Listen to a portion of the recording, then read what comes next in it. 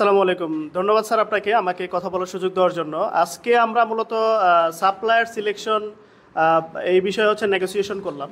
তো সেই ক্ষেত্রে হচ্ছে স্যার আমরা ওই সাপ্লায়ারদের সাথে কিভাবে কথা বলতে হয়, কী কী পয়েন্ট নিয়ে কথা বলতে হয়, এই জিনিসগুলো।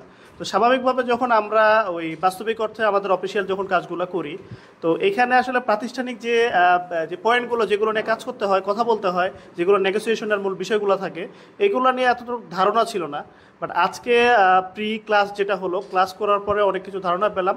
তারপরে যে থিওরিক্যাল ক্লাসটা করলাম, আমরা বাস্তবে নেগোসিয়েশনের যে পর্বটা ছিল সেখান থেকে আমরা ওই দৃষ্টিকোণ থেকে অনেক বেশি জানা বোঝার পরে নেগোসিয়েশন করতে যে আমরা অনেক বেশি আরও জানতে পারছি। তো সেক্ষেত্রে স্যার যদি আমরা বলি এরকম যে কোনো স্পিকার বা একজন টিচার যখন আমাদেরকে কোনো একটা বিষয় টপিক যখন বোঝায়, আমরা টোটাল বিষয়টার হয়তো 10% অথবা 20% বুঝতে পারি বা মাথায় নিতে পারি, অথবা যখন ওই বিষয়টা আমরা সচক্ষে দেখতেছি, শোনার পাশাপাশি একটা পিকচার আকারে দেখতেছি, তখন হয়তো 30% বা 40%। কিন্তু এই জিনিসটা যখন আমরা নিজেরা সশরীরে এই কাজগুলো করতেছি প্র্যাকটিক্যালি, তখন এটা আমাদের দেখা যাচ্ছে আমরা প্রায় পরিপূর্ণটা ছুঁতে পারি, পরিপূর্ণটা আমরা করতে পারি। কারণ এই পয়েন্টগুলো মাথায় নিয়ে যখন আমি আমার কম্পিটিটর বা হচ্ছে যে আমার ভেন্ডরের সাথে বা আমার হচ্ছে সার্ভিস প্রোভাইডারের সাথে যখন কথা বলবো, তখন ওই পয়েন্টগুলো মাথায় নিয়ে যখন আমি কথা বলবো, তখন আমি প্রত্যেকটা পয়েন্টে তাকে আমি হচ্ছে যে ধরতে পারবো। তার কাছ থেকে আমি ওই ধরনের আমার যে কাঙ্ক্ষিত আউটপুটটা দরকার বা আমার যে কাঙ্ক্ষিত সেবাটা দরকার, সেটা আমি তার কাছ থেকে আদায় করে নেওয়ার সক্ষমতা অর্জন করতে পারবো। সেই ক্ষেত্রে যদি এভাবে বলি, ভার্চুয়ালি অথবা আমরা ওই লেকচারের মাধ্যমে যতটুকু শিখতে পারছি, তার চেয়ে তো অনেক বেশি করে শিখতে পারছি আমরা হচ্ছে যে নেগোসিয়েশন, সরাসরি আমরা হচ্ছে নেগোসিয়েশনের মাধ্যম দিয়ে। Thank you sir. স্যার বলে অল্প কিছু জাস্ট ক্লিক বলবেন যে কি শিখছেন, ভবিষ্যতে করতে গেলে কি প্রস্তুতি নেবেন, এই আর কিছু না। আসসালামু আলাইকুম। আজকে আমরা বিএইচআরএম এর সাপ্লাই চেইন ম্যানেজমেন্টের যে নেগোসিয়েশন ক্লাসটা করলাম, এবং ক্লাসের মধ্যে থিওরিক্যালি জিনিসগুলো জানার পর আমরা যখন এটাকে প্র্যাকটিক্যালি এটি কোম্পানি এবং সাপ্লায়ারের মধ্যে এটা কী ধরনের নেগোসিয়েশন হয় কোনো একটি ডিল ক্লোজ করার জন্য, ডিল ফাইনাল করার জন্য, এই বিষয়টা প্রত্যক্ষভাবে দুটা টিমের মাধ্যমে, দুটো টিমে ভাগ হয়ে সেই টিমগুলো একটা সাপ্লাই টিম এবং একটা কোম্পানি টিম থেকে বসে যখন প্রোডাক্টের নেগোসিয়েশন এবং একটা ডিল ক্লোজ করার জন্য কত প্রোডাক্টের রেট এবং এই প্রোডাক্টটা দুই পক্ষের কত পার্সেন্ট ইন্টারেস্টে বা কত পার্সেন্ট প্রফিট রেখে এইটা ডিলটা করা যায়, যেন দুই পক্ষেরই একটি প্রফিট থাকে একটা বিজনেস তৈরি করার জন্য, একটা বিজনেস লং টার্ম রিলেশন তৈরি করার জন্য।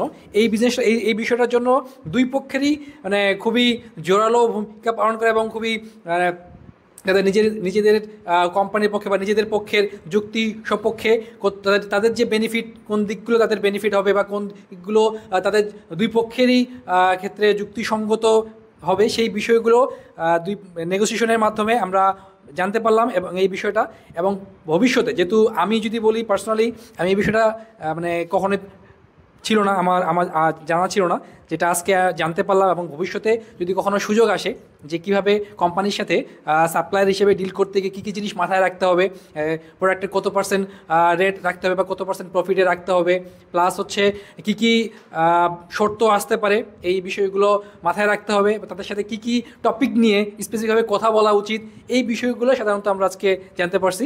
সো এটার জন্য ধন্যবাদ আমাদের এই বিএইচআরএম সাপ্লাই চেইন টিমকে, যারা আমাদেরকে এই সুযোগটা করে দিয়েছে। ধন্যবাদ।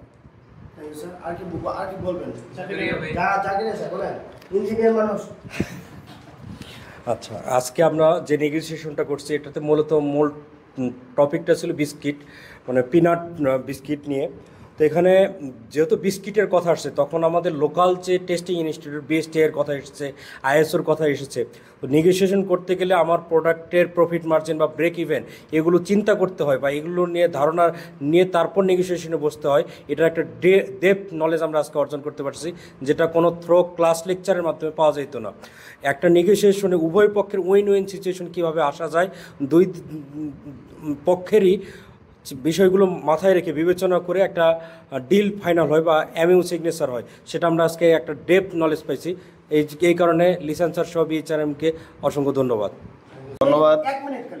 ধন্যবাদ। আমরা আজকে নেগোসিয়েশন যে ক্লাসটা করলাম, নেগোসিয়েশনের প্র্যাকটিক্যালি যে জিনিসটা আমরা মানে দুইটা পক্ষ হয়ে একসাথে মিলে বসে নেগোসিয়েশন করেছি, এটা আমাদের মাথায় যতটা ক্যাচ করেছে প্রায় 100%-এর কাছাকাছি। যদি আমরা থিওরিটিক্যাল পড়তাম তো এটা আমাদের 20 থেকে মানে 30% এর উপরে যেত না। এটা আমাদের মাথায় থাকবে। আমরা যখন নিজেরা অফিসে আমাদের কোম্পানির কাজ করতে যাব তখন এটা ভালোভাবে ইফেক্টিভলি আমরা এটা কাজটা করতে পারবো এবং সাপ্লায়ারদেরকে সেভাবে ডিল করতে পারবো। ধন্যবাদ লিজান স্যারকে যে এরকম একটা সুন্দর ইভেন্ট তৈরি করার জন্য। Thank you sir, thank you. আর কেউ বলবেন?